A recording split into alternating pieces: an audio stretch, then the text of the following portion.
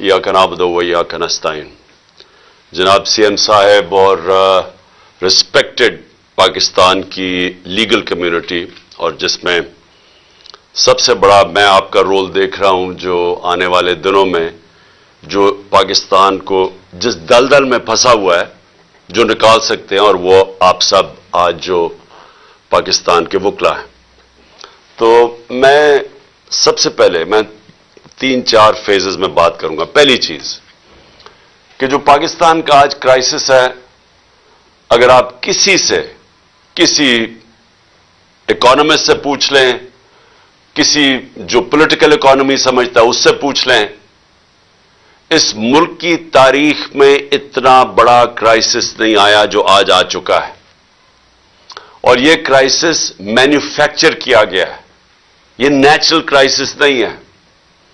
यह एक आदमी ने फैसला किया रिजीम चेंज करने का, साजिश की, और भी लोग होंगे उसके सामने, लेकिन एक आदमी के फैसले की वजह से यह गवर्नमेंट गिराई गई और यह क्राइसिस शुरू किया गया और आज उधर पहुंच गया है जिधर मैं सिर्फ आपको बताता हूं कि हम आज किधर फंसे हुए हैं।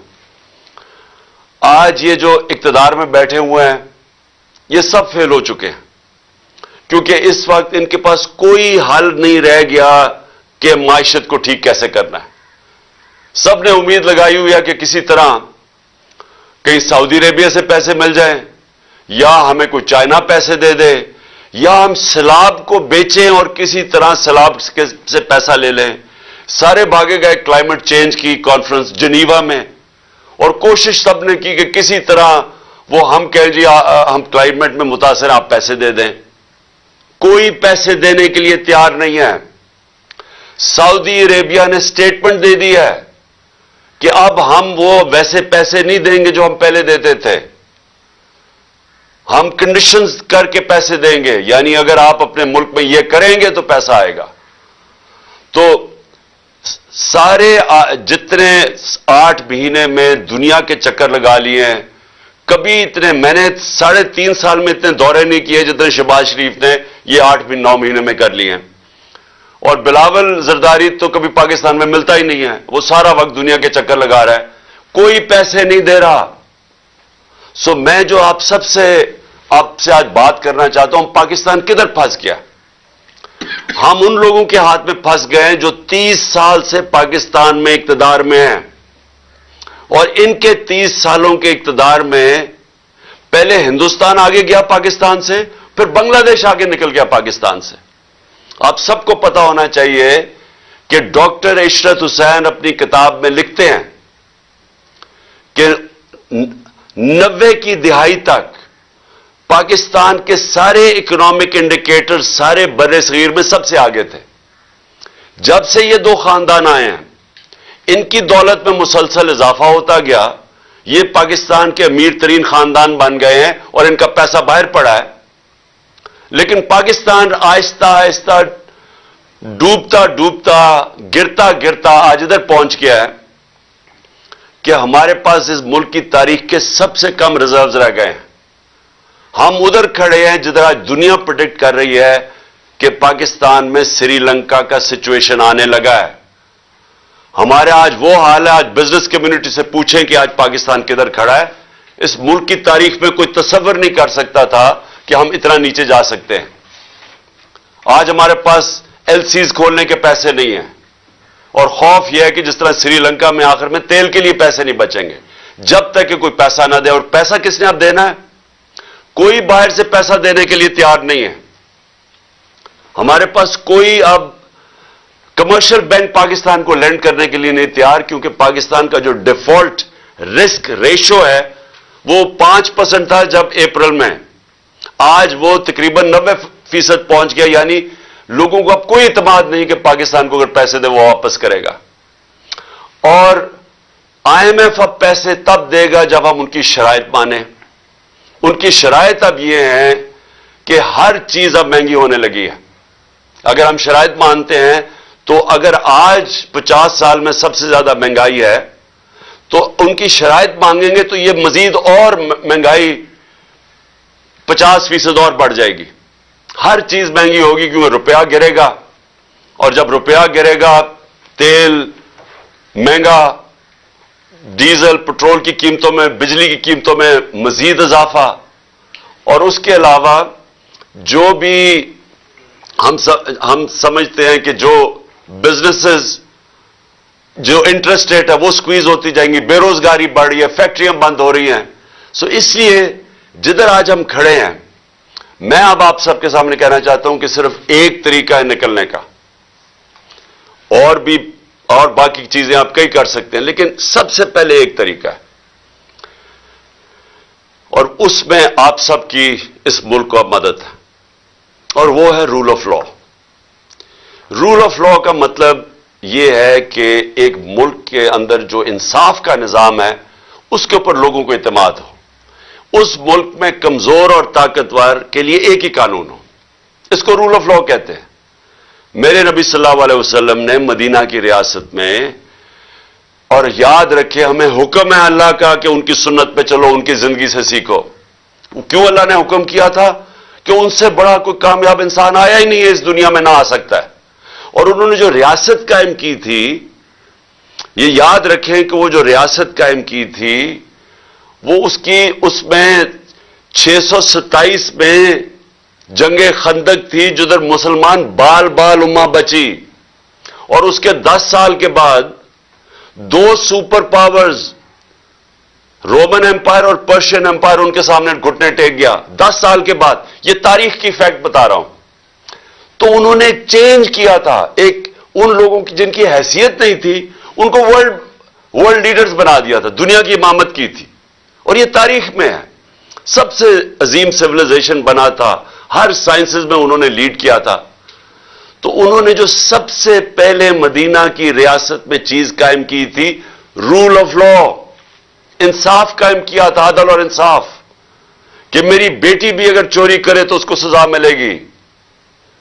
تمہارے سے پہلے قومیں تباہ ہوئی جو طاقتور کے لیے ایک قانون اور کمزور کے لیے دوسرا. یہ ہے میرے پاکستان کے وکیلوں، یہ ہے پاکستان کا سب سے بڑا مسئلہ. اس کے ساتھ جڑی ہوئی ہے معیشت. پہلے انصاف آتا ہے پھر خوشحالی آتی ہے.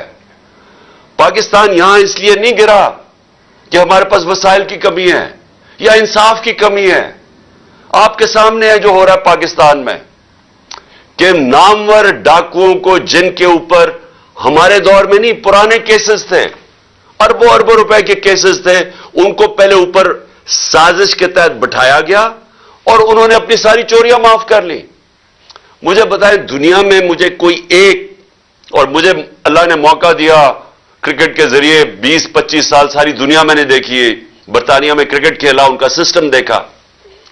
ایک مجھے خوشحال معاشرہ بتا دیں جس کو ہم ڈیولپڈ ورلڈ کہتے ہیں. مجھے ایک بتا دیں جدھر طاقتور نے، کسی ایم این اے نے، منسٹر نے، بڑے لوگوں نے چوری کی ہو پبلک کے پیسے کی اور اس کو معافی ملی ہو. ایک مجھے ملک بتا دیں جس کو این آر او دیا ہو انہوں نے. تو ہم تو وہ کر رہے ہیں کہ ہمارے 1500 سال پہلے نبی صلی اللہ علیہ وسلم نے کہہ دیا تھا کہ اگر طاقتور چوری کرے گا اور اسے نہیں پکڑو گے اور صرف کمزور کو جرم میں پکڑو گے تو ملک تباہ ہو جائے گا. آپ کے سامنے اب حالات ہے. انہوں نے جو ملک، اور آپ اکنامک سروے آف پاکستان دیکھ لیں، جو سب سے تیزی سے ترقی کر رہا تھا اپنی 17 سال کے بعد، تیسرے سال 5.7% گروتھ ریٹ اور چوتھے سال 6% گروتھ ریٹ، انڈسٹری گرو کر رہی تھی، ایکسپورٹس گرو کر رہی تھی، ہماری زراعت گرو کر رہی تھی 4.5%. 17 سال کے بعد ٹیکس کلیکشن میکسیمم تھی، سروسز انڈسٹریز گرو کر رہی تھی. اس کو کیسے ہوا کہ اس کو آج آ کے یہاں پاکستان کھڑا ہو گیا؟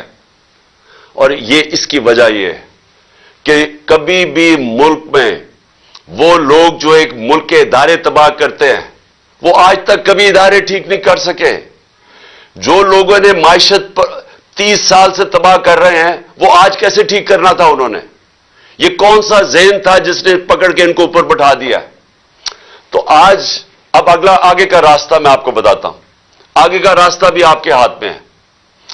یہ سٹرگل ہے پاکستان کی رول آف لا.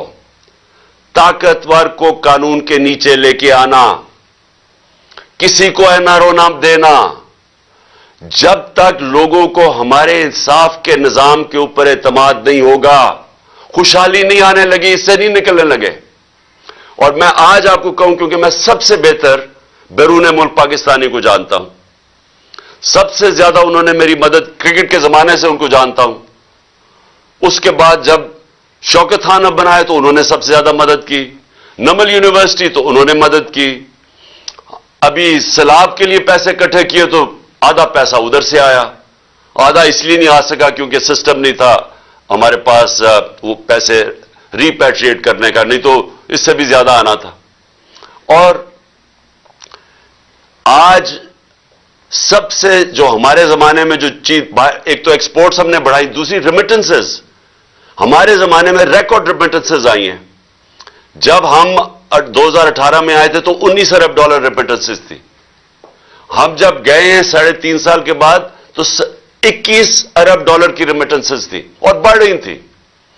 تو یہ جو آپ کا اثاثہ، یہ یاد رکھیں، اب کوئی اس ملک کو نہیں نکالے گا اس دلدل میں سے سوائے بیرون ملک پاکستانی.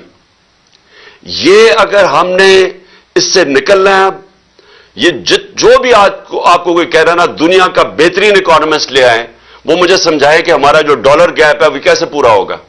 ہمارا مسئلہ کیا ہے کہ ہم نے کبھی ایکسپورٹس کے اوپر زور ہی نہیں لگایا. نون لیگ کے پچھلے 5 سال میں ایکسپورٹس بڑھی نہیں. جب یہ 99 میں گئے تھے تب بھی ایکسپورٹس نہیں بڑھی. تو جب دولت ہی نہیں آ رہی، ڈالرز نہیں آ رہا، تو ملک خوشحال کیسے ہونا ہے؟ تو ہم یورپ میں کبھی قبضہ گروپ نہیں سنے، امریکہ میں کمیونٹی کبھی قبضہ گروپ نہیں ہے. یہ مڈل ایسٹ میں آ جائیں، یہاں جو آپ کے ورکرز ہمارے جو وہاں کام کرتے ہیں، کبھی سعودی عربیہ میں سنا ہے قبضہ گروپ ہے، کبھی دبئی میں سنا ہے قبضہ گروپ ہے. کیوں جا کے پاکستانی یہاں فیکٹریاں نہیں لگاتے، دبئی میں چلے جاتے ہیں، سعودی عربیہ میں چلے جاتے ہیں، ملیشیا میں فیکٹریاں لگا دیتے ہیں؟ کیوں پاکستانی یہاں سے مر کے نکلتے ہیں باہر کئی دفعہ فراڈلنٹ ویزے لے کے، لیکن وہاں جا کے خوشحال ہو جاتے ہیں؟ برطانیہ میں، یورپ میں کیوں جاتے ہیں؟ کیونکہ ہمارا رول آف لا ہے، وہاں ان کی محنت کو پھل ملتا ہے. یہاں کیا ہے کہ سارے چور اوپر آ کے بیٹھ گئے ہیں. ہر پاکستان کا بڑا ڈاکو آج بڑے عہدوں پہ بیٹھ گیا ہے اور لیگلی اپنے کیسز معاف کروا رہا ہے. یعنی قانون انہوں نے پاس کیا اسمبلی میں جس کی کوئی پریسیڈنس نہیں ہے ڈیموکریسیز میں. اس کا کوئی مثال نہیں ہے کہ بیٹھ کے انہوں نے ایک شک بائی شک نیب کے اندر چینجز کیے ہیں جیسے ایک میں سے بچ گیا. اور چوریاں، میں پھر سے ریپیٹ کرتا ہوں، یہ جو کرپشن ہمارے دور کے نہیں ہیں، یہ پرانے ہیں. یہ ان کے اپنے دور کے سارے کیسز ہیں جو انہوں نے معاف کروا لیے. اب پہلے مشرف نے معاف کیے، اب جنرل باجوہ نے ان کو پورا موقع دیا ہے NRO 2 دینے کا. اب میرا سوال یہ ہے کہ جب تک ہم سب مل کے اس رول آف لا کے لیے جنگ نہیں لڑیں گے، یہ جہاد ہے. انصاف کے لیے تو سارے اللہ کے پیغمبروں نے حکم دیا تھا. جو جہاد، یہ جہاد کا کانسیپٹ کیا ہے؟ جہاد کا ہر کوئی جہاد کہتا ہے. جہاد کی سب سے بڑی چیز ہے نا انصافی، ظلم کا مقابلہ کرنا جہاد ہے. حضرت علی کا قول ہے کہ کفر کا نظام چل جائے گا لیکن نا انصافی اور ظلم کا نظام نہیں چل سکتا، اس لیے پاکستان کا نظام نہیں چل رہا. تو جب تک ہم مل کے مقابلہ نہیں کریں گے کہ یہ جو لوگ طاقتور اوپر آ کے بیٹھ گئے ہیں اور قانون سے اوپر اپنے آپ کو کر لیا، یہ کیسے ہو سکتا ہے کہ ایکس پرائم منسٹر، سب سے بڑی پارٹی کا ہیڈ، میں اپنی FIR نہیں رجسٹر کروا سکا؟ مجھے بتائیں، عام آدمی جو بات ہے محنت کر کے اوورسیز پاکستانی اور پاکستان میں انویسٹمنٹ کرتا ہے، اس کا طاقتور سے ٹاکرا ہو جائے تو اس کو کون بچائے گا؟ مغرب میں اس کو بچاتے ہیں. ان کا جو لا ہے وہ پروٹیکٹ کرتا ہے کمزور کو، جس کو انصاف کہتے ہیں. حضرت ابو بکر جب خلیفہ بنے، پہلے تو نبی صلی اللہ علیہ وسلم نے سب سے پہلے عدل اور انصاف قائم کیا مدینہ میں. حضرت ابو بکر خلیفہ بنے، ان کی پہلی سٹیٹمنٹ سن لیں کہ کمزور اور طاقتور کو میں قانون کے سامنے ایک برابر کروں گا، انصاف قائم کروں گا. حضرت عمر خلیفہ بنے، سب سے پہلے انہوں نے کہا کہ میں انصاف قائم کروں گا. حضرت علی کی پہلی سٹیٹمنٹ پڑھ لیں، انصاف قائم کروں گا. حضرت بڑی دیر کے بعد عمر بن عبد العزیز آئے، اس کے کئی سالوں کے بعد انہوں نے سب سے پہلے انصاف قائم کیا۔ دیکھیں انصاف کا جو نظام ہوتا ہے، جس طرح نیلسن منڈیلا نے کہا کہ اگر آپ نے غربت کم کرنی ہے تو انصاف قائم کرو، نیلسن منڈیلا کہہ رہا ہے۔ یہ تو میرا سب کے لیے کہ ہمارے ملک میں وہ نظام جدھر اعظم سواتی کو، یعنی ایک سینیٹر کو ایک ٹویٹ کرنے پہ، اور سچی ٹویٹ جو ایک پولیٹیشین کا کام ہے کرنا، میرا کام ہے کہ اگر پبلک کا پیسہ چوری ہو رہا ہو تو میرا کام ہے اس کے اوپر آواز بلند کرنا، تو وہ NRO2 کہتا ہے کہ جنرل باجوہ نے دیا ہے، اس کے اوپر اس کے پوتے اور پوتیوں کے سامنے تشدد کیا گیا، صبح کے 3 بجے ان کے سامنے ننگا کر کے باہر میں لے جا کے اس کو مارا گیا، ظلم کیا گیا اس کے اوپر۔ اس کے بعد پھر اس کے اوپر 30 کیسز کیے گئے۔ میں اپنا کیس FIR نہیں رجسٹر کروا سکا، لیکن اس کے اوپر سارے پاکستان میں، کوئٹہ میں، سندھ میں، کوئٹہ کی سردی کے اندر ایک کمبل کے ساتھ اس کو رکھ دیا۔ یعنی ایک 75 سال کے آدمی سے ایک ٹویٹ کے اوپر یہ ہوا ہے۔ اس کا مطلب کہ وہ اتنا بڑا فرعون تھا کہ اس ملک میں وہ اتنا قانون سے اوپر تھا کہ آپ اس کی تنقید نہیں کر سکے۔ ساری مغرب میں پاکستان کی بدنامی ہوئی، سارے اخباروں کے اندر آیا کہ پاکستان کے سینٹ کو اس طرح کیا گیا، کسٹوڈیل ٹارچر کی گئی۔ اس سے پہلے شہباز گل، پھر یہ جو ارشد شریف سے ہوا۔ تو یہ تو ہماری لیگل کمیونٹی کی سب سے پہلے ذمہ داری تھی کہ ہم اس کے اوپر سٹینڈ لیں۔ اور میں آج آپ کو کہہ رہا ہوں کہ یہ اب پاکستان جدھر آ کے کھڑا ہو گیا ہے، اللہ نے ہمیں چیلنج کر دیا، یا تباہ ہو یا اپنی اصلاحات کرو، یا اس ملک میں انصاف کا نظام لے کے آؤ، رول آف لا، نہیں تو بربادی ہے تمہاری۔ کوئی پیسے دینے کے لیے تیار نہیں ہے۔ ابھی شہباز شریف کی ویڈیو ذرا دیکھیں، سارے ہندوستان کے چینلز پہ چلی ہے کہ جی ہندوستان سے تو جی بڑا، ہمارے سے بڑی 3 ہم نے جنگیں لڑی اور ہمیں مار پڑ گئی، ہمیں تو دوستی کرنی چاہیے، ہمیں تو جناب ہم نے تو اپنا سبق سیکھ لی ہے۔ یعنی یہ اس ملک ہم گر گئے ہیں کہ ملک کا وزیر اعظم ہندوستان، جس نے کشمیر کے اوپر ظلم کیا ہے، جس نے کشمیریوں کا جو انٹرنیشنل کمیونٹی نے رائٹ دیا تھا، رائٹ آف سیلف ڈٹرمنیشن، وہ نہیں دیا، اور پھر اسٹیٹہڈ ان کی لے لی ہے، اور ہمیں ہی وہ جا کے کہہ رہا ہے کہ جی ہندوستان سے ہمیں تو بڑی دوستی کرنی چاہیے۔ کوئی فکر نہیں کہ کشمیریوں کی قربانیاں، کوئی فکر نہیں نظریہ پاکستان کے کسی مقصد کے لیے ملک بنا تھا۔ یہ آج حالت آ گئی ہے کیونکہ ہر جگہ پیسے مانگتے پھر رہے ہیں۔ اپنا پیسہ ان ساروں نے باہر رکھا ہوا ہے اور دوسروں کو کہہ رہے ہیں جی پاکستان میں پیسہ بھیجو۔ میں آج آخر میں اپنی لیگل کمیونٹی کو یہ کہنا چاہتا ہوں، دیکھیں یہ ہے جہاد، میں اس کو پولیٹکس نہیں سمجھتا، یہ انصاف کی جہاد ہے جو میں 26 سال پہلے لے کے نکلا تھا، انصاف کی تحریک۔ میں تب بھی، کیونکہ میں مغرب دیکھ چکا تھا، مجھے تو پتہ چل گیا تھا کہ امیر اور غریب ملکوں میں فرق ہی ایک ہے، کہ امیر ملکوں میں انصاف ہے، غریب ملکوں کے اندر انصاف نہیں ہے۔ فرق ہی ایک ہے، وسائل کی وجہ سے نہیں ہوتے۔ تو میں تب سے یہ پوری کیمپین کر رہا ہوں، آزاد عدلیہ کی میں نے پوری شرکت کی، جیل میں مجھے ڈالا اس پہ، اب پھر نکلا ہوا ہوں کہ یہ کیسے ہو سکتا ہے کہ جناب ایک ایجنسیز کے آدمی کا نام آ گیا تو میں FIR ہی نہیں کاٹ سکتا۔ مجھے پتہ ہے انہوں نے کیا ہے، میں پہلے سے بتا رہا تھا کہ پلان بنا ہوا ہے، میں نے اس کے اوپر پورا، مجھے یہ سارا جب پلان انہوں نے ویڈیو بنائی اور یہ جو کیمپین کی، اسٹیٹ ٹی وی کے اوپر اشتہار چلائے کہ عمران خان نے توہین رسالت کی ہے اور توہین مذہب کی ہے، اور پورا پروپیگنڈا کر کے میں نے تب کہا کہ یہ دینی انتہا پسند کے ذریعے میرے اوپر واردات کریں گے۔ میں نے 2 مہینے 1.5 مہینے پہلے جلسے میں کہہ دیا تھا یہ پلان ان کا یہ ہے۔ مجھے پتا تھا اس کے پیچھے کون ہے، 3 نام میں نے لیے، میں ابھی بھی مجھے پتا ہے کہ انہوں نے کیا ہے، ہر چیز انہوں نے کیا۔ اس کے بعد پہلے جو انہوں نے پولیس والوں کو کنٹرول کیا، جس طرح پولیس والے جس نے ویڈیو بنائی وہ JIT کے سامنے اسے انکار کر دیا آنے سے، CTD والوں نے جنہوں نے دوسری ویڈیو بنائی ان سے پوچھا، انہوں نے انکار کر دیا آنے کو۔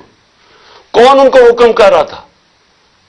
ہماری گورنمنٹ ہے پنجاب میں، لیکن اپنی پولیس ہماری بات نہیں سن رہی، کیونکہ ہمارے سے بھی طاقتور لوگ بیٹھے ہوئے ہیں یہاں جو فیصلے کرتے ہیں ملک کے بند کمروں میں، جو اتنے طاقتور ہیں کہ پولیس گورنمنٹ کی نہیں سن رہی، الیکٹڈ گورنمنٹ کی، وہ سن رہی ہے اوپر سے طاقتور جو چاہتے نہیں انصاف ہو، جو روک رہے ہیں انصاف کو، پولیس بھی نہیں آ رہی، اور پھر جو 4 CTD کے جو ہماری GIT کے ممبرز تھے، چاروں نے جا کے کوئی اور بیان دے دیا جا کے عدالت میں، جب ان کی سٹیٹمنٹس ہیں اور عدالت کہہ دیتے ہیں کہ ایک ہی شوٹر تھا۔ انہوں میں سے جو ایک جا کے بیان دیتا ہے کہ ایک ہی شوٹر ہے، اس کی اپنی ایویڈنس ہے کہ اس نے چھت پہ جا کے دوسرے شوٹر کی گولیاں ریکور کی ہیں۔ تو یہ کون ہے جو روک رہا ہے انصاف کو؟ اور میں پھر سے کہتا ہوں کہ چھوڑے عمران خان ہے، پاکستان کا ایکس پرائم منسٹر اور سب سے بڑی پارٹی کے جس کے اوپر قاتلانہ حملہ ہوتا ہے، میں نہیں انصاف مجھے میرے اور جو GIT بن رہی ہے اس کو سیبوٹاج کیا جا رہا ہے۔ اور اگر مجھے تھوڑا سا بھی شک تھا نا کہ یہ 3 بڑی بڑی طاقتور شخصیت جنہوں نے کیا ہے، یہ سارا شک میرا دور ہو گیا ہے، جس طرح یہ پوری کوشش کر رہے ہیں کہ کسی طرح انصاف نہ ملے۔ تو اگر مجھے انصاف نہیں مل سکتا تو سوچیں کہ عام آدمی کا کیا حال ہوگا، اور اوورسیز پاکستانی وہ کیوں پاکستان میں آ کے پیسہ لگائے گا جب اس کو اعتماد ہی نہیں ہے پاکستان کے جسٹس سسٹم میں۔ تو اس لیے میرا پھر سے میں کہتا ہوں کہ اللہ نے ہمیں چیلنج کر دیا ہے پاکستانی قوم کو، اگر آپ نے بچنا ہے تو اس ملک میں انصاف کا نظام لے کے آؤ، نہیں تو حضرت علی کا قول کہ کفر کا نظام چل جائے گا، ظلم کا نظام نہیں چل سکتا، یہ نظام نہیں چل سکتا۔ اب آگے کوئی پیسے دینے کے لیے تیار نہیں ہے، سیلابوں کو بیچتے رہے ہیں پیسے لینے کے لیے، اس سے پہلے ہم جی دہشت گردی کی جنگ لڑ رہے ہیں ہمیں پیسے دو، ہم جی بنیاد پرستی کے ساتھ کھڑے ہیں ہمیں پیسے دو، بیکاریوں کی طرح ہم پیسے مانگتے رہے ہیں، اپنی عزت کھو بیٹھے ہیں۔ اور آج یہ ٹائم آیا ہے جو ہندوستان کے ٹی وی پہ دیکھیں جو شہباز شریف کا مذاق اڑ رہا ہے کہ شہباز شریف انہیں کہہ رہے ہیں ہم تو دوستی کرنا چاہتے ہیں، جس میں ساری ہماری غلطیاں ہیں کہ یہ دہشت گردی ہماری وجہ سے، جو ہندوستان کا موقف ہے۔ اور ہندوستان آگے سے کیا کہہ رہا ہے؟ پہلے آپ دہشت گردی ختم کرو پھر بات کریں گے۔ اس سے زیادہ ذلت میں نے نہیں اپنی تاریخ میں دیکھی کہ ہمارے ملک کی ہو، اور یہ آگے اگر ہم نے اپنے آپ کو نہ اصلاح کیا تو مجھے خوف ہے کہ آگے مزید ہمارے ملک کے وہ امتحان آنے والے ہیں جو برداشت نہیں کر سکیں گے۔ بہت بہت شکریہ۔ پاکستان زندہ باد۔